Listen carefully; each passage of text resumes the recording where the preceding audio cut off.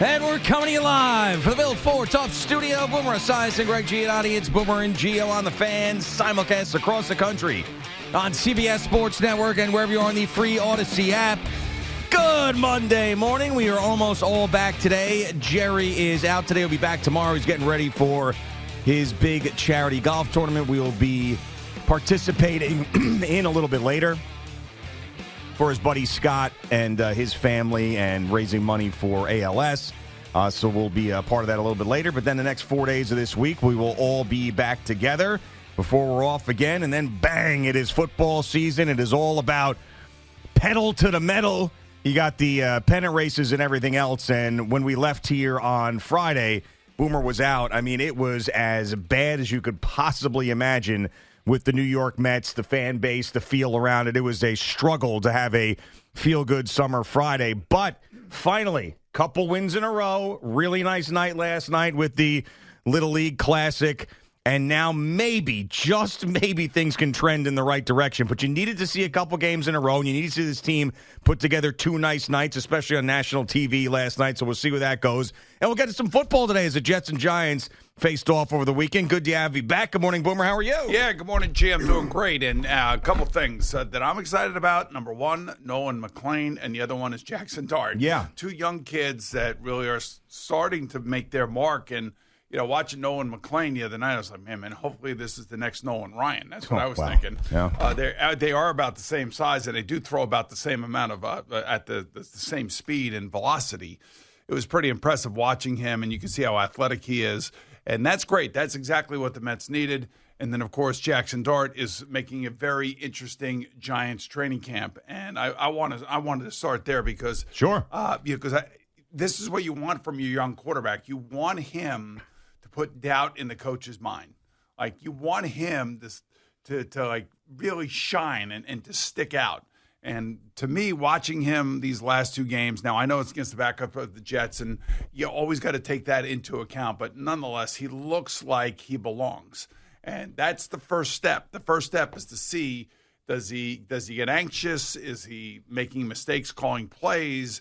They did a lot of no-huddle stuff. I liked all of that stuff that Brian Daboll and Mike Kafka are doing with Jaxson Dart. And he seems to have, like, the it personality. Seems to have, like, what you want, like a little bit of moxie, if you want to call it that. This is exactly what Josh Allen had when he got to Buffalo.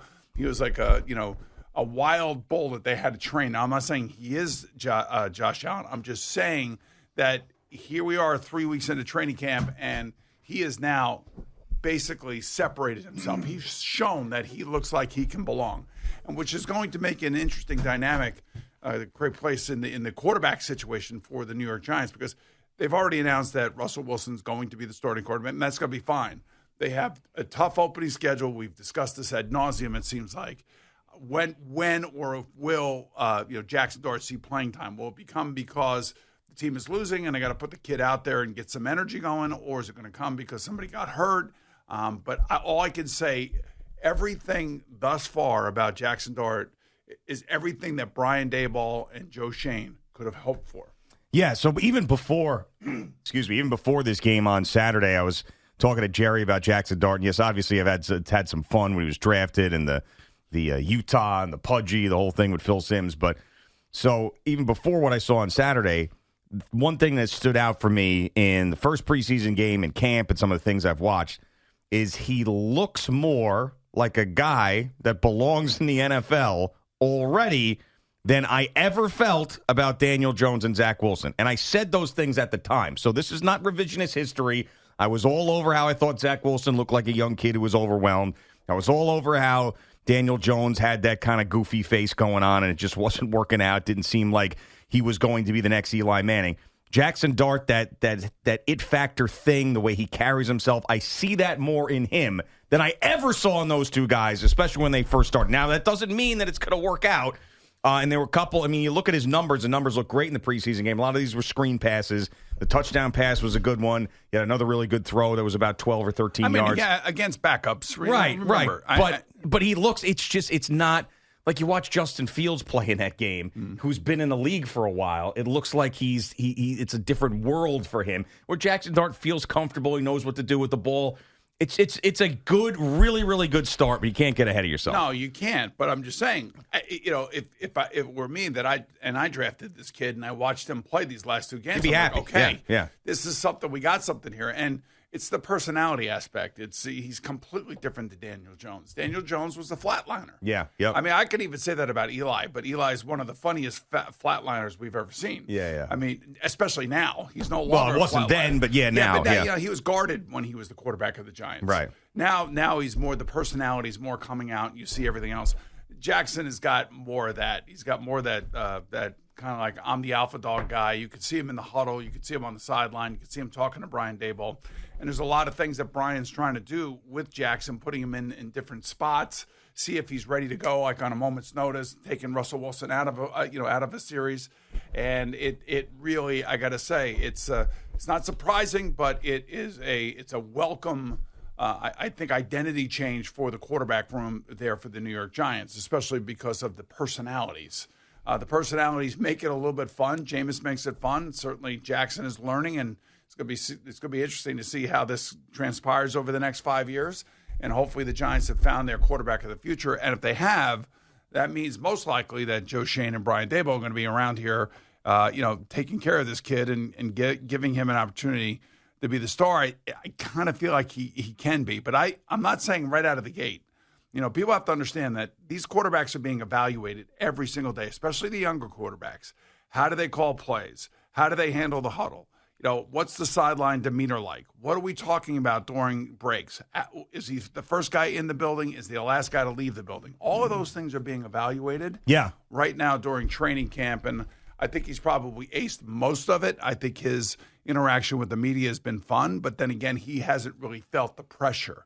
Like, he doesn't really know what New York pressure is all about until the season starts, and he then, ascends to, being the starting quarterback whenever that may be. Yeah, I mean, right now it's a great situation for him because he's got 2 guys who have basically seen it all in the NFL. 3 guys. Ahead of him. Well, you had Tommy DeVito there too, but ahead of him in the depth chart with Russell Wilson and Jameis Winston, where, he can watch how they handle themselves. He can get a lot of advice from them on what to do and kind of sit back. And I guess really got to resist the urge to put him in too early. I mean, that's really what it's going to come down to. And Brian Daboll, I trust in knowing when he'll be ready. But we've seen it too many times before when a guy gets into a season because jobs are on the line for these coaches when maybe he's not ready. That's the one thing that they're going to have to avoid. Well, the other thing, too, is remember, where Brian Daboll came from. He came from Buffalo, and it's a little bit different story. Back then, Buffalo had Nathan Peterman as their opening day quarterback. Yeah, I remember. And they got blasted. I forget who they played, but they got blasted. And they said, screw this. We're putting a kid in. And then Josh Allen basically took the league by storm. Now, it was not pretty when he first started. Because if you remember, he was running all over the place trying to leap over everybody else. Yeah, bad turnovers. Right, all that kind of crazy stuff. But it was fun to watch. And you could see that he was really getting into it as a young player. The question is that what Jaxson Dart has right now? I think he has a little bit of that, actually. I think he's got to learn to slide. But again, the reason he may not be sliding and maybe the way that he's running is because he wants to prove to his teammates that I'm as tough as you guys, which is it's a great attribute to have as a quarterback. Like, you want them. Like, did you ever feel that way about? I kind of felt that way about Daniel Jones. I felt like he really wanted his teammates to understand that he would take a hit for them. Oh, yeah. I mean, on the field, I never felt that way sure, with Zach Wilson. No, absolutely not. I mean, and I don't want to sit here and just, crush those guys for as bad as they've been, but there is a distinct difference. Like, I remember sitting next to Daniel Jones the last training camp that he was here and asking him, like, you've been here for a long time. I don't know anything about you. I really don't. You haven't showed any sort of personality or anything. And whereas Jaxson Dart, I feel like since he's been drafted, I know more about him in these couple of months than I have about Daniel Jones in the years that he was here. And that's something I really, and you could speak to this better than me, of course, but that's something I think really translates to the locker room. It's like, I know who this guy is. Like, he's one of us as opposed to just someone I can't figure out who's quiet and goofy. I mean, I think if you ask Phil Simms this, I would say the same thing. I mean, it's just fun watching a kid come in and play well, do well, handle the media well without the pressure that he'll know someday. I don't know when he'll know it, but he's going to know it. And then all of a sudden things change a little bit. And that's where you have to become a little bit more guarded about your comments and things of that nature. But right now, this is vacation time for him in terms of he doesn't have to worry about being the opening day starter against the Washington Commanders just yet. Now, if Russell Wilson or something happens, if they get off to a bad start, things don't look right, then there's going to be intense pressure to play this kid. I can already sense it from my Giant fan friends. The Giant fan friends of my life, I told you, are really, really passionate about their team. But I also know that they would defend Daniel Jones to the hilt.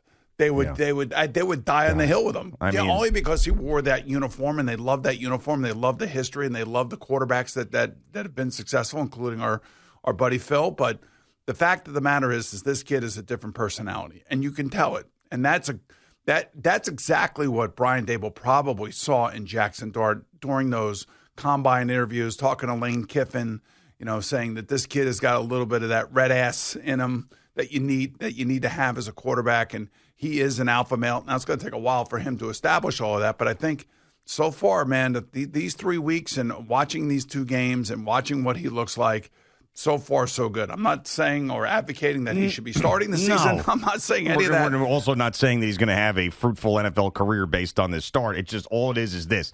It's a good start. And then not everybody has a good start like this. Also, we can give examples of guys who had bad starts in the preseason and ended up having great careers, and then guys like Mitch Trubisky, who had one of the great opening preseason games ever and then ended up having the career that he had. So we're not, this is not Jaxson Dart's going to be a star. It's that so far really good. I can only go by my first taste of the NFL was against the Jets at Giant Stadium when I was a rookie with the Bengals. Yeah. And I remember the game like it was yesterday. I was 9 of 12. I had a lot of bootlegs. A lot of guys were open, playing against backup, defensive guys. Sure. And I remember how proud I was that we won the game. And, obviously my dad and my family and friends, everybody was at the game. And it was like, oh, my God, you got this. This is going to be the easiest thing in the world. And I'll tell you, as the season wore on, I was worn out. I mean, mentally, I was fatigued. I started 4 games. I had no idea what I was doing. I mean, it was a very complicated offense. It was the West Coast offense. And all I can say is that maybe these kids are a little bit more accelerated than we were when we came into the NFL, just simply because they threw more in college. Yeah. And these kids tend to be a little bit older now. And that's a good thing that Jaxson Dart's a little bit older. You can see it, and that's what you really want. But I would just say, it's cautious optimism is how I would explain it about him. For the Jets, this is going to be a work in progress. And every Jet fan that I've seen since they signed Justin Fields is like, what do you think? And so I'll tell you what I think. I think he's going to be erratic. I think he's going to be inaccurate. And I think he's going to be a little bit nervous. And he's going to run with the ball, so you're going to have a quarterback that's going to be running with the football that will make first downs for you guys, something you haven't seen in a long time around here. So that part of the game you're going to like. The passing part of the game is going to be very, very frustrating, especially when he's trying to learn his 4th offense now in 4 years. He's with a rookie offensive play caller, offensive coordinator in Tanner Engstrom. And there's going to be a lot of indecision. And if you have offensive penalties, you could tie that right back to the quarterback and the quarterback's indecision. That's why, like when Tom Brady or Peyton Manning or Lamar Jackson and Patrick Mahomes and Joe Burrow, like there's not a lot of offensive penalties. There's not a lot of false starts. They're in command. They understand things. They understand the offenses that they're in. But Justin Fields is off to a really, really shaky start, and that's not unexpected, by the way. Yeah, I mean, when you mention nervous, I think that's one of the better words of things that popped off the screen to me, because he's a guy who obviously has been in the league now for a number of years, but you mentioned it's a new offense, now a new place altogether here with the Jets, and it was like he was overwhelmed by an NFL game that he should feel better about being in with his experience. He just wasn't. I mean, there a couple of times you just like drop back, 2 steps, look around, and just throw the ball like a half-ass throw. I'm like, wow. It's like it just seemed like he was overwhelmed But and there's nervous. There's a reason why Mike Tomlin replaced him with Russell Wilson, even though they were 4-2 with him. Yeah. And the only thing that I can think of is because they either didn't trust the decision making. He wasn't calling the plays the way they needed to be Well, called. I felt like there was a ceiling with him, and that ceiling wasn't going to get them to the playoffs. That's what it was. You know? I mean, I see that, but I also know that, the Jets had to do something. They replaced the Hall of Famer with basically a huge question mark. A huge question mark. And I think it's, they're going to try to run, and they're going to try to run the ball. And you know what? It's great. You want to run the ball in the NFL. That helps you win. There's no question about that, as we've seen with Saquon Barkley. But, you're adding Saquon Barkley to a team that has two unbelievable wide receivers and a quarterback that, much like Justin Fields, is able to run as well, but he's not afraid to throw it down the field. Yeah. Yep. So Justin's got more learning to do, and really I would definitely play him again, and I don't want them handling him the way that they handled Mark Sanchez. If you remember that. They go down to Baltimore, they get their asses kicked. Mark Sanchez is like all over the place. You could see how nervous he was. And then after that game, I remember Rex Ryan talking about, we need to ground and pound. We need to run it more, And I'm like, the next game they should have came out and Mark Sanchez should have thrown 50 times. And as Phil often talks about his conversations with Bill Parcells, I would have said the same thing to Mark Sanchez. If you don't throw 3 interceptions today, you ain't trying. You got to get out there and you got to go learn to play and you got to fight through this, because the more it tightens up, the more negativity around a particular player, the harder it is for that player to become the leader that you really desperately need him to be at that position. So I think that's kind of like the Jets are really, I think, stuck because they have no other alternative. No. Especially with Tyrod Taylor being hurt. Yeah, was it Adrian Martinez who went out there? He was a Fakakta football guy. I'm sure Eddie knew about him a little bit, threw a couple balls. I mean, that's not the answer, obviously, and Tyrod Taylor's always hurt. So Justin Fields is going to get his opportunity, but yeah, I don't think the expectations for the Jets in this season as far as wins and losses is going to be very high. Listen, I didn't believe it was before these preseason games. I certainly haven't seen anything that's made me change my mind on that.